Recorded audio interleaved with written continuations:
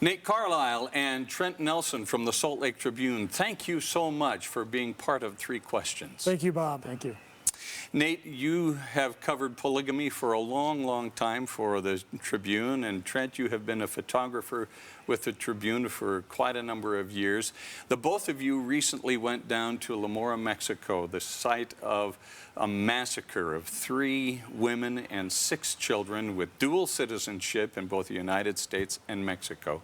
Tell us how this trip came to be. Well, first the trip was just supposed to go to Tucson, Arizona, and meet with the families who had gathered there. Of course, some of the children who survived had been flown to Tucson for treatment, and our only plan was to go there and get some interviews and photos and some stories. We did take our passports just in case, but we had no expectation of going to Mexico. That kind of happened suddenly. How did it happen, Trent? We got contact with some of the family, and we're actually encouraged to meet them at a spot on the border before they crossed in. And we had a couple hours frantically trying to figure out how to get there, but also could we get a vehicle that we could take in? And we were unsuccessful to do that, and we just figured let's just see if there's a seat that we can get on and ride in with the family. And luckily, the family was gracious enough to let us join them. We had a couple seats in the back of a truck, and in the cab of a truck, not like in the cab. bed. No, not in the bed. Cab. Yeah. Okay. Seats. Yeah. And we crossed over the border. And once we got into Mexico, we took a few turns through this little border town and joined up with a military and police armed escort and hit the road. And it was about 5 hours of just dirt, beat 'em up road. You know, it was rough. It was like a carnival ride, just up and down, back and forth, and a long haul in. And what we realized also is once we started going with that convoy, there was no turning back. We are in. We don't know where we're going to stay. We don't know if we're going to have cellular phone, internet. It's here we go.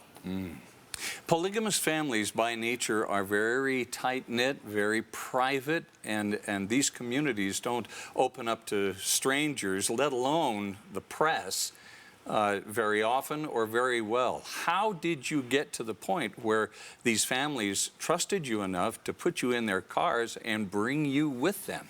Well, a couple things. First of all, the way we got connected with these families in the first place was I went through some of my Utah contacts, letting them know that we were going to be in Tucson, that we'd like to visit with the families, and it was through some of my Utah connections that we hooked up with these families from Mexico. And this is where my reputation and Trent's reputation and the Salt Lake Tribune's reputation really paid off. That they knew through my Utah contacts that we were there to do a fair story, explain to people what happened, that we were trustworthy, were responsible, and there was really, because of all that, we were able to get seats in a truck going to La. And then after that, it's just, you know, being personable, being professional, assuring people we're there to get things correct, telling people I'm going to double check everything with you before it's quoted in the paper, that sort of thing. And that builds up a lot of trust. And I think Trent does something similar with his photos. Yeah, how did that work? I mean, here they are, very private, very exclusive community.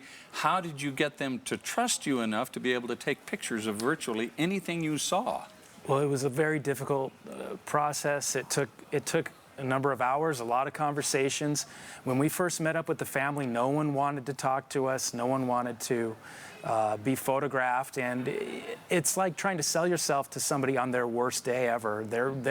They've got a million things on their mind. They're angry, emotions are raw, they're grieving. This is horrific what they're going through, and then to show up with a camera, it just one thing after another. So.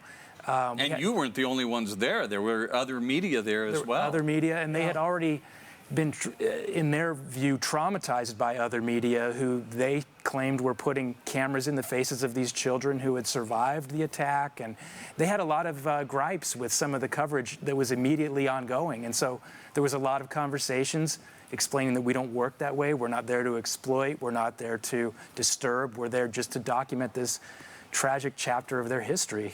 And that's what we ended up doing. And as the day went on, and the next day, by the time things got, we just reached a point where me and a photographer from the Arizona Republic were kind of invisible and kind of accepted, and we're able to document this story. From what you were able to gather from conversations with the family and whatever conversations you had with the police, what exactly happened? Well, I've never talked to the police. As far as talking to the family, I still don't know for sure. I don't know. I still don't know, can't tell you why these people were targeted. And it is pretty clear that they were targeted, or at least that the gunman knew who they were shooting at by the end, and they kept shooting anyway. But I don't know why this happened. I don't know if it was over drugs or land or water or what. I don't know. There's still even some speculation as to which attack happened first, because there was the one car who was about, 4 or 5 miles behind the first two cars, and it's not even positive which attack happened first. So the short answer is I don't know. I don't know precisely what happened out there. Trent, you guys were out there taking pictures at the scene. What was the feeling there in light of what had happened, that massacre? It was eerie, and we were pressed for time. We're in a military convoy. There's not a lot of time to really soak in the atmosphere, to stop. But there was one point where we were coming up to where the two vehicles were attacked, and we're coming up the hill to where there's a turnaround, and the shooters had been at the top firing down, and all of a sudden the convoy stopped, and the driver in the car in front of us ran back to us and said, "Bring your camera out. There are men in the trees up there." And for a moment, not that I would ever feel anything like the families did, but you really got an eerie sense, and you could see these dark figures up on the hill in the trees. Any idea who they were? And they were too far away to really tell, so I zoomed in and looked and zoomed in even further. I could barely get it close enough, and luckily they were just photographers waiting for us to photograph us as the convoy passed through. But you had a split second of that feeling of, the uncertainty of the environment, the security there. Tell me about the security. I mean, did you guys feel like you were in danger when you were in these areas? I would say there's a certain level of inherent danger, just because you don't know why the cartel had, attacked in the first place. Would they be intimidated by all the Mexican military there now? Everyone thought they probably would be and wouldn't want to attack funeral mourners, but we didn't know for sure. So, yeah, there was a certain amount of inherent danger, but I also felt some assurances that the Mexican military was there, and that some of the locals we spoke with didn't think the cartels would be up for attacking funeral mourners. So, and that's what persuaded us to go ultimately. If the military hadn't been there, we would not have gone.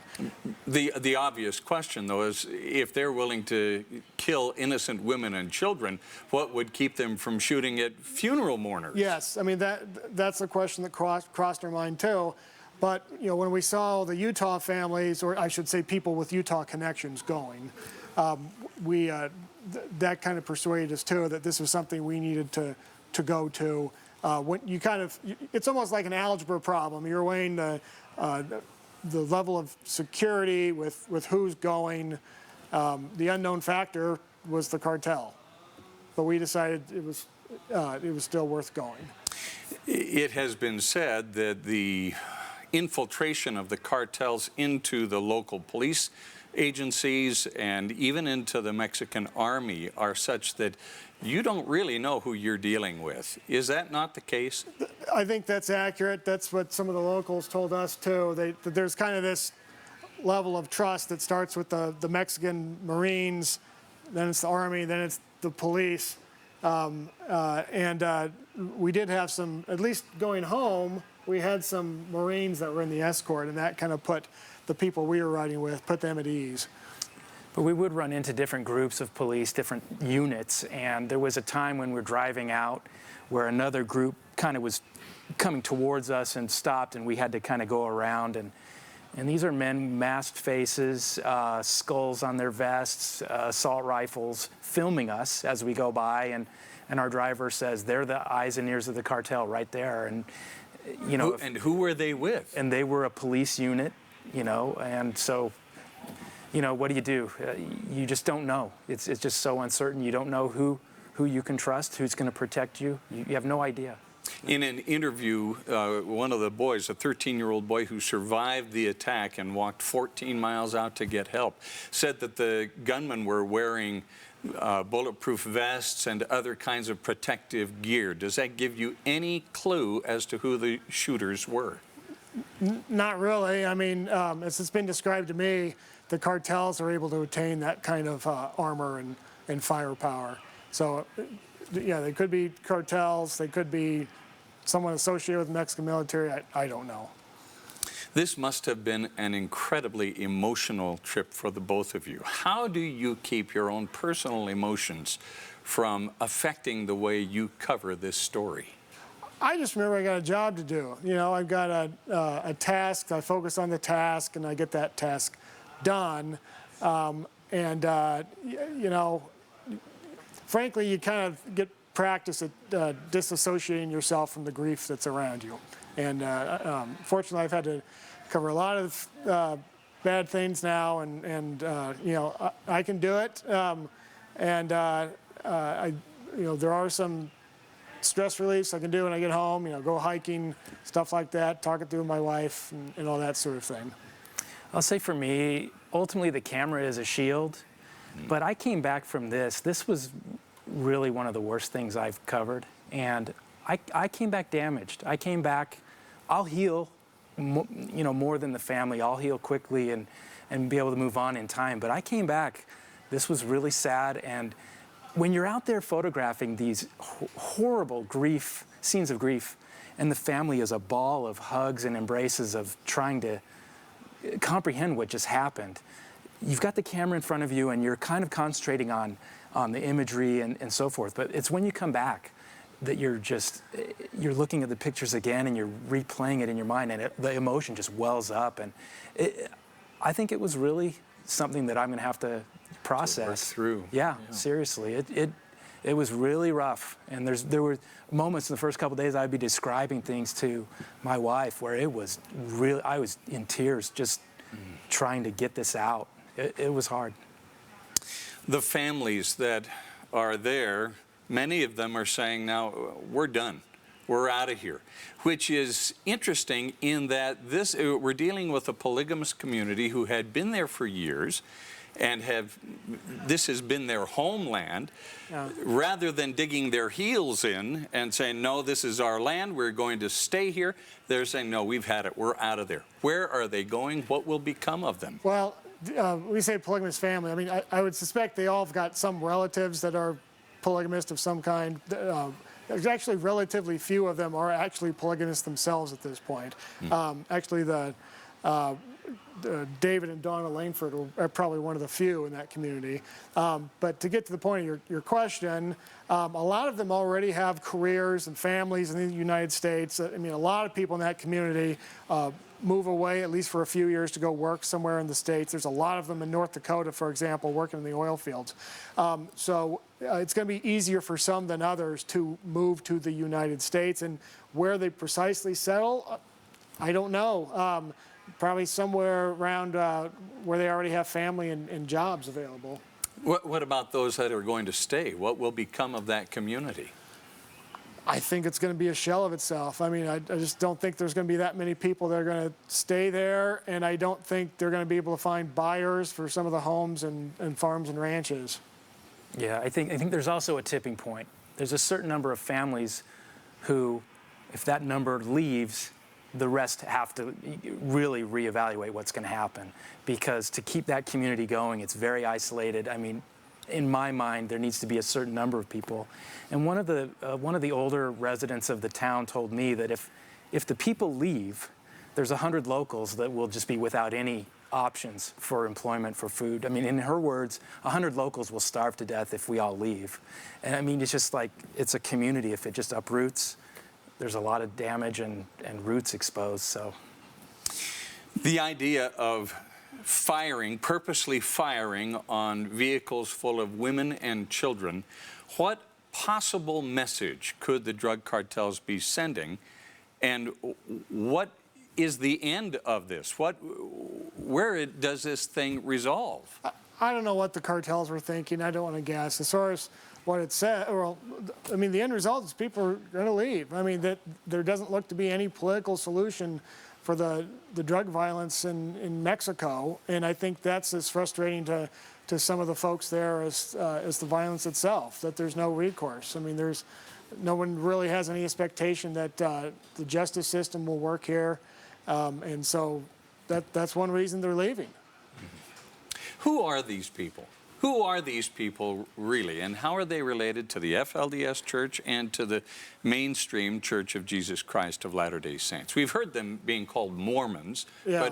but give us their lineage in regard to the organization. I mean, they can trace their heritage back to when the Church of Jesus Christ of Latter-day Saints sent people to Mexico to continue practicing polygamy, after 1890.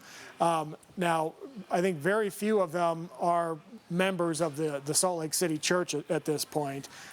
They've all kind of drifted to fundamentalism, but they also are not part of any one fundamentalist church. They're kind of best described as independents. Now, a lot of them have married into families that also have people in the FLDS or the Apostolic United Brethren, which is here in Salt Lake Valley, into some other fundamentalist groups. But that's no more different than someone in my family marrying a Baptist or a Catholic or what have you. I mean, they don't worship under one church or one flag at this point down there. They're best described as independents. And I think that's tough for a lot of people to wrap their brain around. Yeah, I think culturally, what you're really looking at is a group of people like you find in any small rural town in the Southwest. They're conservative, they believe in God. Family is of utmost importance. They're working as ranchers, truckers, farmers. They're really normal people for those types of areas. You two arrived back to the Salt Lake Valley, I guess yesterday or the day before? No, Saturday. Saturday, okay. After spending several days down there in La Mora and in the state of Sonora, Mexico, you're back now. What is the atmosphere there now? The funerals have come and gone, and they're trying to get back to normal. What is it like there now? Well, we're only actually in Mexico for 2 days, but it was a long 2 days. Trent and I talked about that. It's like, how is that only 2 days? But I think to get to the point of your question, what's happening now is I'm sure the folks there are trying to figure that out. I mean, can they just pick up with their lives? I mean, there were pomegranates on the trees that need to get harvested. I mean, there's cattle out grazing that need to get sold and butchered here at some point and stuff like that. And they're probably trying to figure out how am I going to get this done? Should I get this done? Should I just get out of here? Who's going to help me with this? I don't know. I'd be curious what these next few weeks are like in La Mora, much less the next years. Mm-hmm. Yeah, so we left in we didn't have a ride out when we got there. We got a ride on the second of 2 convoys that left that morning, and people were trying to leave in groups. And once we left, who knows what was going on. But before we left, we saw families preparing to leave, packing mattresses. I saw a flat panel TV getting loaded. These aren't the kinds of things you take on a weekend excursion. We're packing up and maybe we go for a few weeks, but we're not coming back for at least a while. Considering the fact that they had businesses and farms, ranches, I mean, they're raising pomegranates and cattle and pecans. Is a big crop. Could it be that the drug cartels are trying to just take over these operations for their own purposes and their own support? I suppose that's possible, but the cartel's big business is drugs. I mean, they don't. I've never heard that the cartels would be pecan farmers. That doesn't quite make sense to me either. So it gets back to I don't know why the cartels did this. What were some of the challenges that the two of you faced in covering this story? Well, just logistical challenges. I mean, how are we going to get into Mexico, and how are we going to get out? Where are we going to sleep and stuff when we got there? And then the big one was communication. We assumed there was some sort of modern communication within that community, if only because they would want to communicate with the outside world. But we weren't real sure what we're going to have. We did find Wi-Fi signals in 2 places. They were kind of slow, but it wasn't anything we were going to complain about at that point. I mean, I, for one, went out of my way to not complain about anything, remembering that these people have their own hardships. You know, they don't want to hear about my struggles. Yeah. Trent, what were some of the challenges that you faced as a photographer? There were a couple of challenges. The uncertainties of the travel, the where we're going to sleep, all of these things, luckily were solved through the hospitality and the goodness of ordinary people who helped us out. We had people sending other people out to look for us, to take us to a place to stay. I mean, we had unbelievable hospitality, the food and everything. The real challenge for me, as someone who works with these communities and goes back over and over, if I exploit the situation, I'm going to be shut out in the future. And so there's a big juggling act of, this is a very important historic moment for me to cover. How do I do it without causing any harm to the people who've already suffered so much? How do I gain their trust, let them understand what I'm trying to do, stay far enough back that I'm not imposing? I mean, to me, that was the hardest thing and the biggest challenge. I didn't want to leave any footprints on this. I mean, Real tightrope act. yeah, yeah. So it's usually the case where a month, a year, 10 years from now, the importance of what Nate and I did will be known to the family. But in the moment of that grief, they've got enough on their plate. I can't give them a journalism lesson or anything. I've just got to do what I can and hope that they trust me. And I think they did, very well. This story has received incredible coverage both nationally and internationally. As you have seen some of that coverage, what surprises you most about what you are seeing and reading? I guess I was a little surprised at just the totality of the coverage, how big a deal it was, not just in the United States and Mexico, but in other foreign. I mean, the BBC did stories on it, for example, and I got an invitation to go on Canadian broadcasting that I had to turn down because I just didn't have time for it. Something about this has really stunned people, I think, across the world. Were you surprised by anything you saw, Trent, in the international, national media? I saw a lot of great work. I guess really the biggest surprise to me media-wise was just how many cameras were at that funeral who got into that spot. But they're coming from Mexico, they're covering their own country. But there wasn't a lot of real surprises for me that to answer your question. One thing I've learned in all this is how brave Mexican journalists are. I mean, I've heard for years about how many Mexican journalists have been killed trying to cover their own country, and I got a taste of that with this. The inherent danger our colleagues in Mexico face, and I have a lot more respect for Mexican journalists now because of this. And they live with it day in and day out. Yes, absolutely. They don't spend 2 days in the environment. They live there. And they're photographing the scenes of these shootings on their own, whereas we're in a convoy. I mean, it makes what we did pretty laughable. Yeah, that's right. Without question, you saw the grief on the faces of these adults and these families, and you've seen how it has affected them and how they have come together. I'm curious about the children. How has this affected the children in your eyes?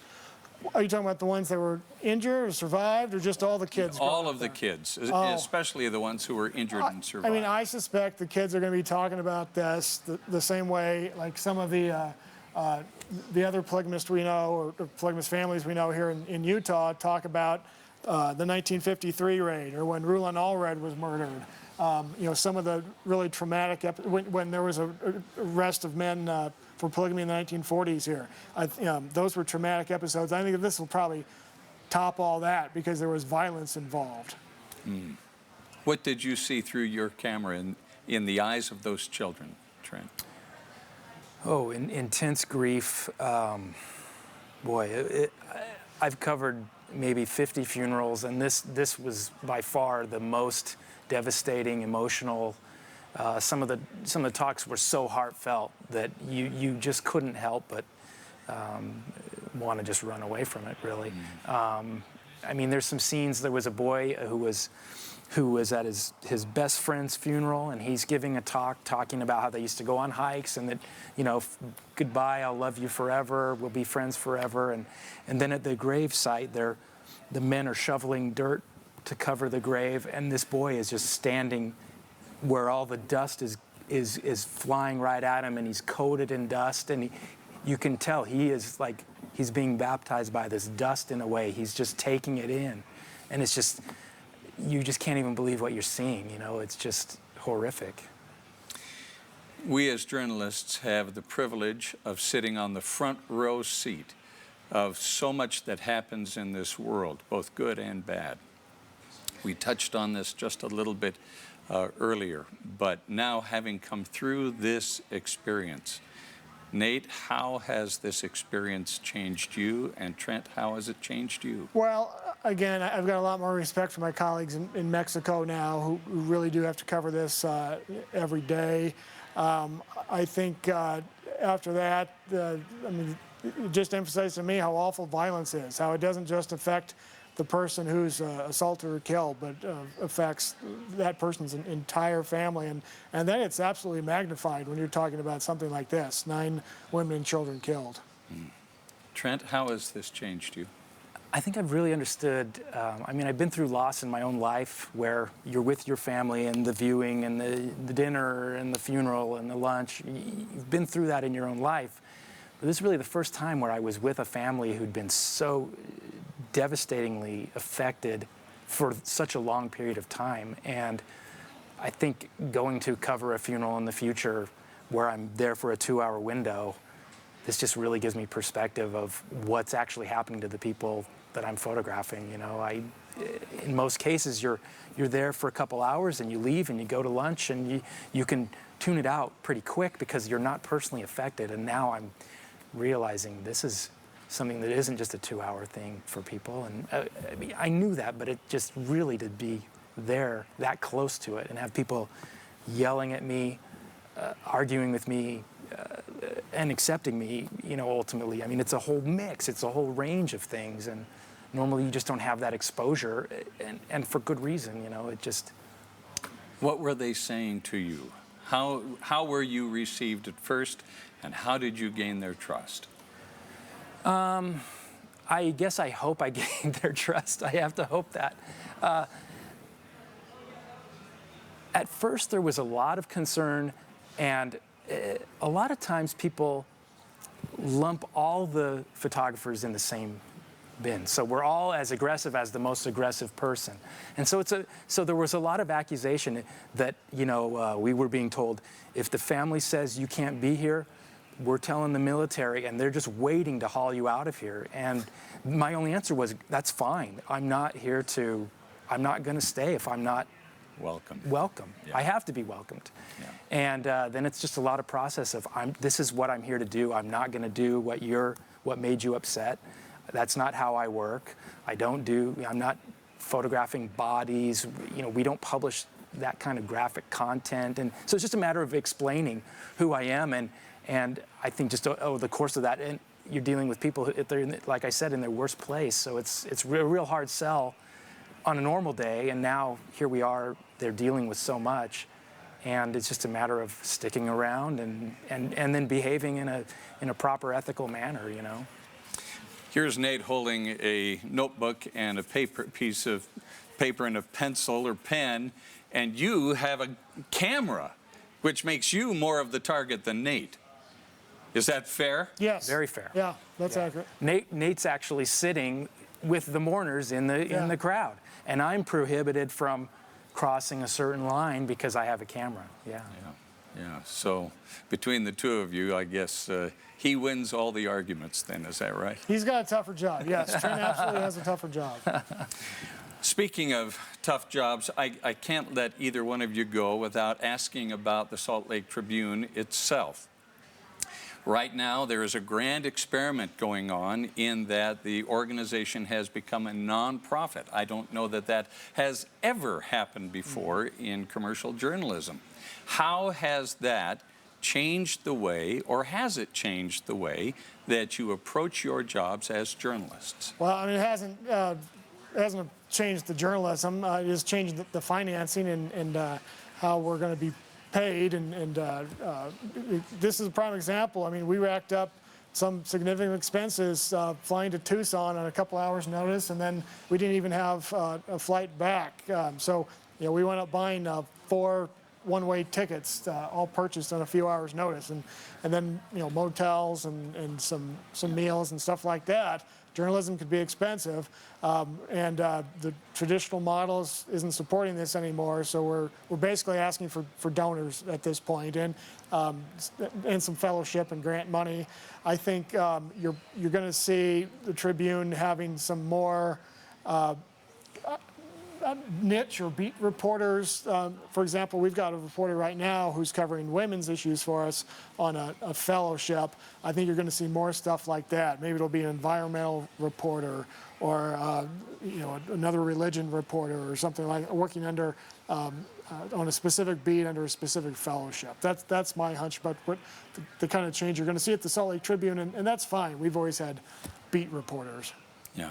Trent, how do you see this business model changing the way you approach your job? Yeah, I mean, obviously, I'm not anywhere near the discussions going on and the planning and the people who've really made this happen, which has been, from all accounts, a great thing.